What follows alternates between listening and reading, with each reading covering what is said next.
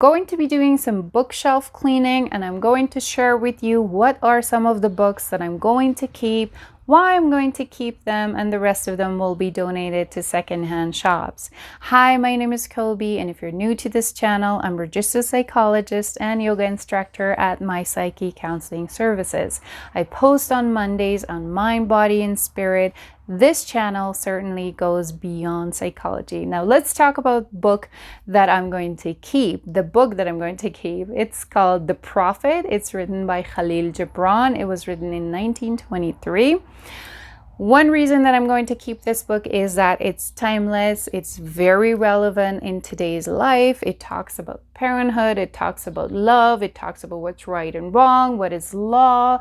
All of those important topics that are quite a matter of discussion even in today's life, but the advice that he gives is like a roadmap and how to get there with his advice and wisdom. Now, he talks about parenthood in a way that I did not expect that somebody would talk like that in a book. Usually the advice we often get about parenthood in today's life is how to, be more hands-on, how to do this, how to do that. So there's more of doing for us as parents, but this book actually make a distinction between you as a parent and the child as an individual with full freedom and choices of their own.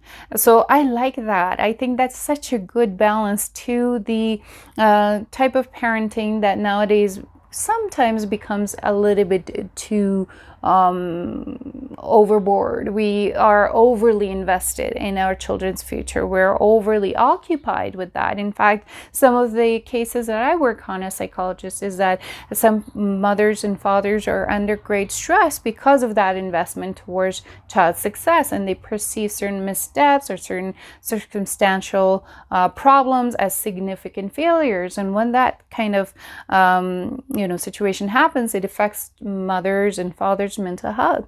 Now, I am one of those parents that invest in her child's future. I try to put my son through courses and certain activities so that he is set up for success.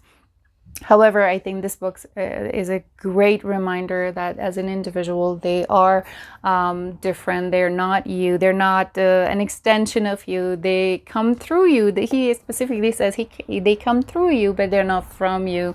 And also he says that it's, they are sons and daughters of life's longing for itself. And he says that for their souls dwell in the house of tomorrow, which you cannot visit, not even in your dreams. So I like that this makes a little bit of distinction for some of us who get overly occupied with our children's success. So I highly recommend this book if you haven't read it yet. And I'm going to keep this because I think this is a treasure. Each time that I go through it, I find new way of looking at something, and it's quite helpful. And I think it's a roadmap for some of us who have a lot of questions about certain things, such as morals, good and bad, and everything else in life. So I hope this video helps. I'll see you guys in the next video. Have a great day.